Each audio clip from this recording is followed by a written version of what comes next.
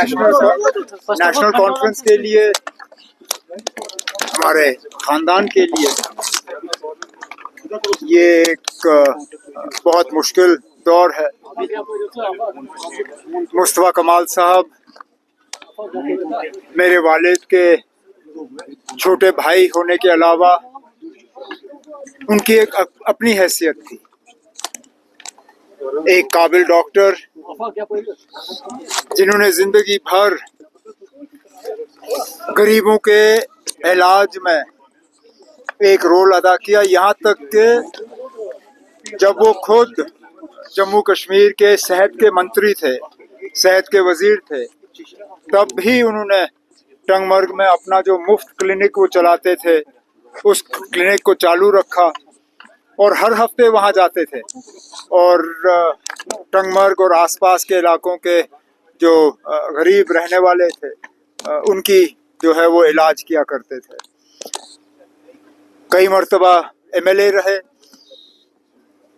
पहले तो एमएलसी बने, फिर 87 में एमएलए बने, 96 में दोबारा टंगमर्ग से उन्होंने इलेक्शन लड़ा, फिर 2 बार बाई इलेक्शन के जरिए वो असेंबली में आए, एक बार पटन से और उसके बाद 2009 में हजरत बल से।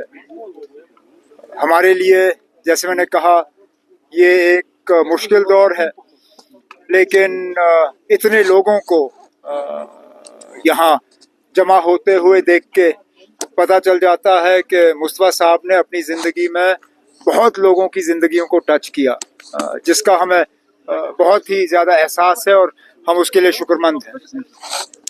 उमर साहब,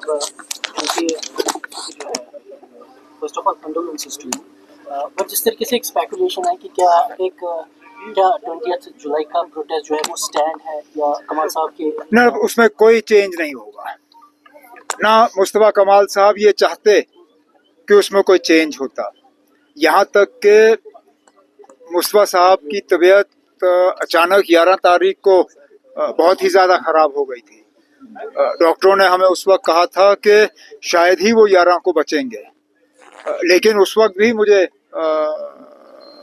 पार्टी के सदर जनाब फारूक साहब की हिदायत थी कि कुछ भी हो मुस्तफ़ा साहब को हमें अपने 12 तारीख का जम्मू का प्रोग्राम जो है वो जारी रखना था। तो इन हालात में जबकि हम 12 का फंक्शन कैंसिल करने के लिए तैयार नहीं थे, 20 का फंक्शन तो चलेगा ही चलेगा।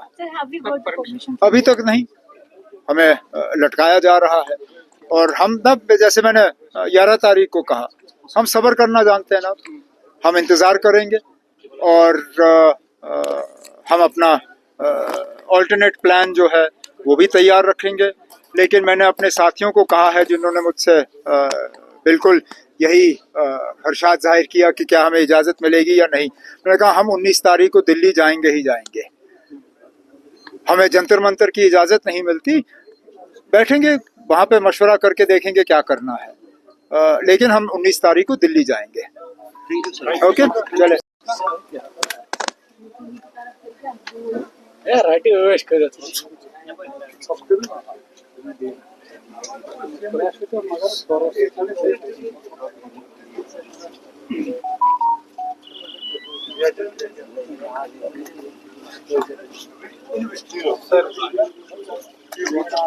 साहब के बारे में